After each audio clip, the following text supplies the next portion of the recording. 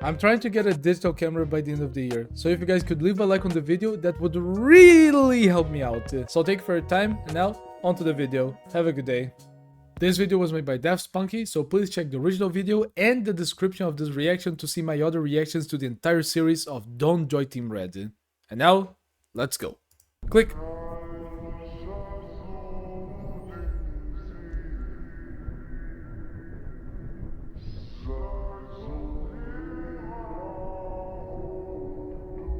I'm gonna be reading the pinned comment. Shots a lot demon. Menco crew. Relationship of Redman and Merasmus. So this is what we're gonna see in the next episode. The disturbing reality bend behind the cloning being illegal.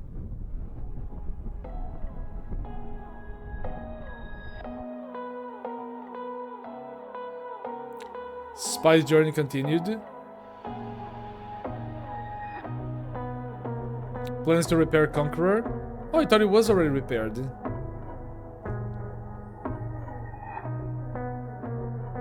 Come on, they gotta find out that that's the real scout. The Traveler? So, there was actually someone who went back in time? Could that be Pyro? Dust Bowl. And we're back at the beginning.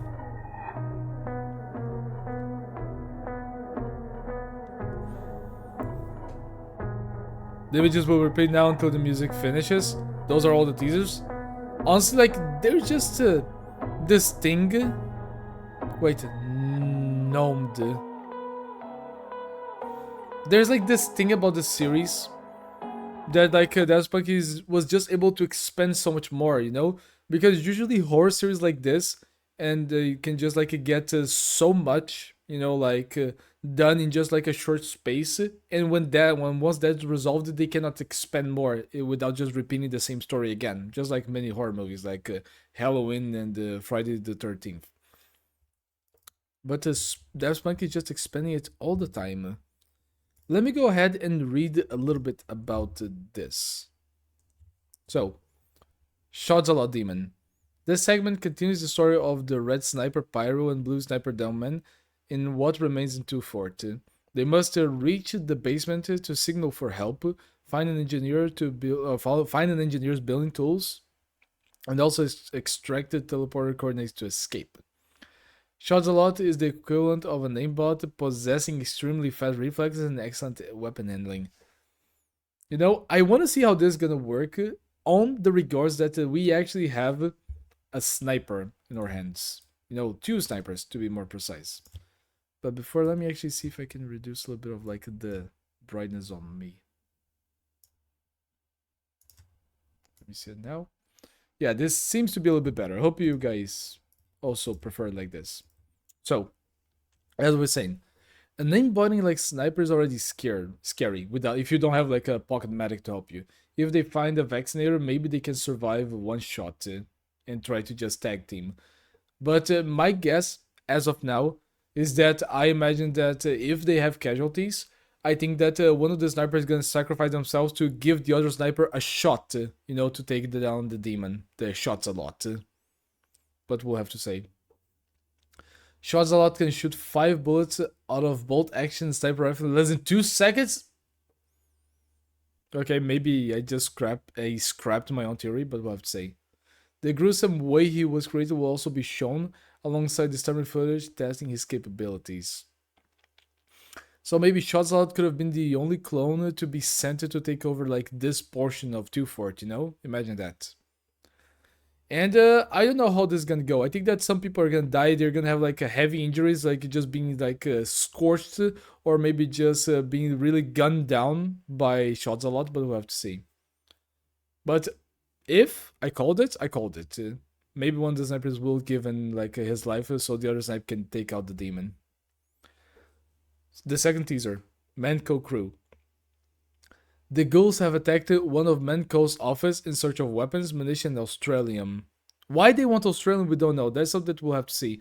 Maybe they will try to have a winglet approach, just like you know the content creator winglet, to show where that Australium actually can make like someone's like resilience or just immortality just be expanded. So we'll have to see what they want with it, if they want it for a ritual or whatever it's gonna be about.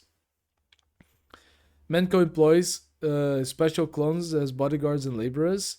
These special Menco clones, despite being a mix of red and blue, are not programmed to attack each other, unlike the usual red and blue clones that are in constant war against each other. Okay, so so far we've seen a lot of mixtures, which is also interesting because we got one thing with the administrator and the clones, like that are just red, so they already work together, and they're starting to become aware of themselves. We got the two fort crew, who's basically a mix of red and blue, and they also have two snipers, but they are just putting their differences aside to work together. And on this one, the Menco like a part, we're gonna see red and blue that are already programmed to work together. Interesting. There's a lot of like a different ambience, different like a set of like crews, groups, and mercenaries that just have different backgrounds, which adds a lot. It just varies a lot, and I really enjoy that. The next one is Redman and Merasmus relationship. The dynamics, so it was Merasmus. The dynamics between these two characters will be explored, both boasting an extremely high ego, with Merasmus being quite arrogant. So far, it was said previously in the series that Redman messed with powers that he could not fully comprehend and control. And Merasmus being the one that just kind of gives that power, we're gonna see like the power struggle that they will have. Merasmus being arrogant and trying to make Redman his slave, while Redman most likely is the one that has control over the clones, while Merasmus is just the most powerful one with magic that he actually controls, but he doesn't have most likely the access to the clones. Interesting. We also saw that in the table, the war table, Redmond had his two lieutenant generals, the scout and the soldier. So I imagine that they most likely are following Redmond, or they might even be able to betray like him for Erasmus. We'll just have to see. But Erasmus showing to be the to have the high ego and the being extremely arrogant of the two. It says a lot. I think that this might show a part on what is to come if Redmond's gonna try to betray him. The next part is the disturbing reality behind cloning being illegal. Episode 6, the administrator and Pauline talk about the clone being illegal, so we're also gonna see that. The reason why will be revealed through instructional videotapes supplied with clone machines to show the user how to operate them. The ghouls are expanding their operations. Yeah, because we saw that the ghouls, they're starting to just go to other like places to try to get them, to try to get like other like mercenaries to just like kill them to make them respawn as well, because so far we only have one clone machine as far as I'm aware. So every time that a mercenary died, they spawn in the main respawn machine. They have to take a set of teleporters to go to the right base, or they had to be transported to that base. So that makes like the battles just the battles that we had before the clones, becoming ghouls, are way heavier. Like way more present. Like just imagine the TF2 match. All of the times that the players died, it wasn't actually players. It was actually clones that died and were sent back to respawn. That is very far away. That just shows like that they have hundreds, if not thousands, of clones just working like all across the Badlands and like the territory that Blue and Red conquered. But we'll have to see. The fact that Miss Pauling and the administrator will actually maybe still debate about this, while the administrator wants to hide everything and Miss Pauling just wants, by all accounts, do the right thing and stop them from like expanding their like domain and warn other people, might be a high topic that I think will happen in this episode. Spy's journey continued. If you guys remember, the Red Spy actually joined up with the Survivor Red Soldier clone. And it says, we lost our Red Spy teleport inside the ventilation shaft and get ambushed by a soldier wearing a demon helmet and carrying multiple items. A Winger scout pistol, a bonk can, a photo of a demon's eye. So this is interesting. I think that this soldier, he lost people. He lost most likely a scout and he lost a demo man. Or if not, he's just scavenged everything that he could to stay alive. Because he could have been days, if not like over a week, just running through those shafts to be able to survive and escape the clones. But there's not much that I can comment. I will say that I have a little bit of high expectation for this new soldier character. Because so far, he's the only clone from Red that actually has contact with the main team now, with our main spy that we've been following like as ever since this story started. So he can be a representative of our soldier, you know. We already have like that ghoul scout that seems to be the one that still possess some level of conscience to want to try to help the team, and this soldier is the embodiment that of someone that we lost already, soldier. I think that he's gonna make it either to the end or he's gonna be shown to be an effective and key, like maybe a key aspect of how Spy's gonna be able to run away. Plans to repair the Conqueror. The Conqueror is the only surviving tank from the large squad of vehicles that were all destroyed in Part 5, a true testament to its superior armor and powerful weapons. Blue Team and Base George will discuss a plan with the Red George team to repair the Conqueror and teleport everyone out of there. This plan, however, carries an extremely chilling realization. What realization? Would it be like that Scout is actually the Scout? You know, the Ghoul Scout will actually be discovered to be our Scout? Or what will be? Because I think that the fact that the blue team actually still like talked with each other like in secret, or maybe that they're still like have reasons to not to trust the rest 100%, can be a factor that will be played on this team specifically. Because in every other like a teaser, the blue and red like teams, they are in harmony per se. They want to work together to escape. But now with our main team and the main blue team that were with the Conqueror, they do not have something to be putting them at odds right now. They're already in harmony. So knowing that there will be a chilling realization can be something that will be related to the team dynamics. It scares me to think that they could still like try to fight each other in this situation when they need to work together. They can still teleport. They have like a blue and red teleporters. But what's gonna be, if it's something about that? I hope not. I hope it's about Scout. The Traveler. Don't join Team Red. First started as a broadcast from Dell's Traveler, parts 1 through 4. Part 5 only including a short broadcast. And part 6 didn't include any new broadcasts. Its side effects were constantly working in the background, however, with it seemingly attracting ghouls to it. Oh, so that's why they were all there. Disrupting Conquerors and Blue Team's radar and communications. So it was because of that that the radios were suffering in like the jam. You know, I thought it was like the clones. Its signal accidentally broadcasting to Greyman. Okay, remember that.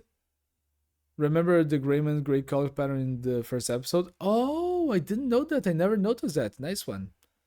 The Traveler's side effects will be explored more in part 7, with it playing a major role in being a key to summon survival. Who? Dust Bowl, the last one. Backstory. Dust Bowl base is where Dell was originally stationed. This is why you'll notice most pictures of things going wrong were taken in Dust Bowl. I remember that. Part 1's pictures, Part 5 flashbacks before Dell was attacked by the spy clones, and the fact that the medic was there in Dust Bowl, you know? Dell has been serving there for years, and it's also where he designed the travelers before escaping to Base George with his crew and building it there. Remember the picture in part 1 of Dell and the sniper next to the chalkboard with the blueprint behind them? Okay, didn't remember that one. Dust Bowl was captured by Blutarch and the Inventor's men in part 4, where they found it completely abandoned. A defensive blue force is now stationed there, completely aware of the existence of the ghouls. Because as far as we know, the ghouls they all went to base Georgia to try to get the main team. But now being defeated, that may have caused them to just spread and go back to the other base and try to just hold them, you know, and protect like the main assets that they have. We know that they were fighting Grayman because they had to position them there because he was a great threat to them, and maybe they also wanted his resources in Australian because he has a lot of it as far as we know. So actually seeing a new like a blue team fully armored with the resources, but not the resource they needed to fight off an entire horde of them, is actually very interesting because we're just gonna see the first reactions and the bloodshed that can be taken there. So far, we only saw the bloodsheds about like the tank crew being killed, but not a full force of like a blue soldiers being taken out. I am extremely interested in that. And let me go into the comment section because like he also commented something on top of it. Oh, it's just a question, not anything more to add. Interesting. So, I think that this was most of what I had to say. I'd like to thank everyone that came to the stream that I was doing. I'm also recording this on stream. So thank you to everybody that came around to tell me that the teaser dropped. I appreciate it. And I think that's it. Let me just go back to my main camera now. Thank you everyone for all support on the channel. Thank you everyone that left all of the likes on the previous video and everyone that already did that on this video. I really hope that we can get it to the digital camera meta at the end of the year.